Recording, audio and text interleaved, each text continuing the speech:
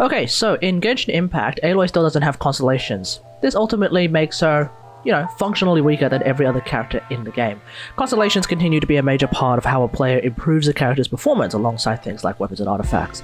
So as Aloy doesn't have any Constellations at the present moment, it does make it a bit more difficult to enjoy her. That being said though, I still love playing her anyway, so it is what it is. So, I want to talk about what I would like her Constellations to be. Again, I did this before. This can be another interesting thought experiment. So, in this case, the goal of these constellations is to bring Aloy closer to how she plays in Horizon Forbidden West. See, in Forbidden West, we're introduced to a bunch of new weapons, as well as some new element types, and a variety of new gameplay upgrades compared to her Zero Dawn version. So, without further ado, let's get into it. C1! In Horizon, when you freeze a machine, they become brittle. So the brittle state results in a machine taking more impact damage from your arrows, i.e. you just take more damage from your arrows. So C1 Aloy should be really straightforward. It's going to be called brittle, and the idea is that Aloy's normal attacks deal 100% more damage against frozen enemies. In Horizon, it's apparently around 300% more damage, so depending on balance, C1 Aloy could be bumped up towards that kind of direction as well. This constellation should also affect normal attacks that are affected by the Ice Rush state as well. So it's basically any of Aloy's normal attacks will do 100% more damage against frozen enemies. C2.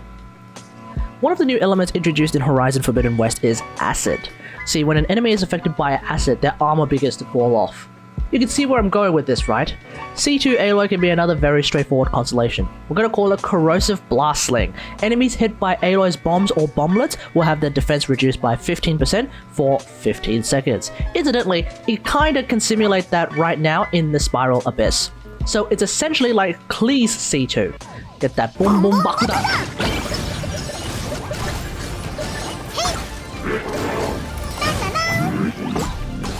C3. C3 is always either ultimate +3 talent levels or special +3 talent levels. As C1 and C2 are both affecting her normal attack and her special ability, let's go with C3 being the ultimate +3 talent levels. C4. In Forbidden West, we're introduced to Valor Surges. These are essentially ultimate states that you need to build up a meter for in order to activate them. Aloy already has a stacking mechanic called Ice Rush. We can basically use that to serve as a way of building up her meter. I'd rather that than actually using her ultimate meter as like the meter. There are a variety of Valor Surges to choose from. There's things like Elemental Fury, Overshield, Stealth Striker, some interesting options, but I feel like with C4 Aloy, I'm going to suggest the following.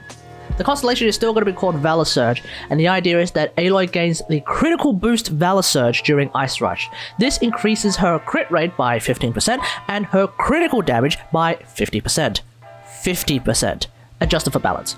C4 Aloy would essentially be a stronger, augmented Ice Rush in the form of the Valor Surge. The crit rate boost is probably unnecessary if you're playing someone like Permafreeze Aloy, because Blizzstraya, Cryo Resonance, those kind of things will tend to sort out your crit rate for you anyway. C5.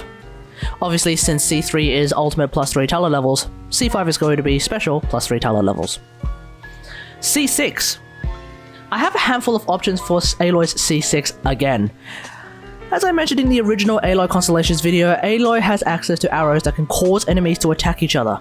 Now in Zero Dawn they're called Corruption Arrows, and in Forbidden West they're renamed as Berserker Arrows. So it's the same idea. Berserker Arrows, C6. Enemies hit by the last shot of Aloy's normal attack combo draw aggression from and attack other enemies for 10 seconds. Again, this is kind of like the radiation proc in Warframe, tied to the last attack from Aloy's normal attack combo string, in a much a similar way that Xiangling's normal attack combo string does have a, I believe, constellation where it will set enemies on fire. We're going to basically make them attack each other instead.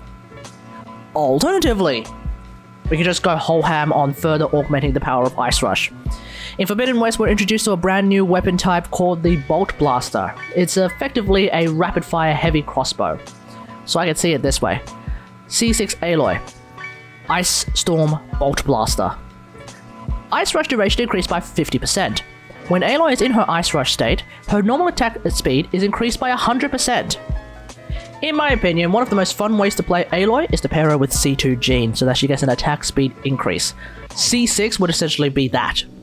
Being able to rapid fire like crazy as Aloy, I think is going to be a lot of fun. And it also may actually bring her power level up to similar power levels of other 5-star characters, we'll just have to see.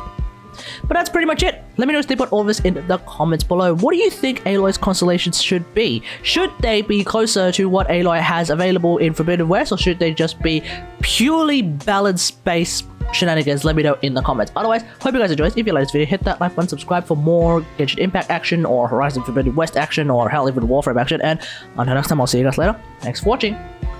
Bye!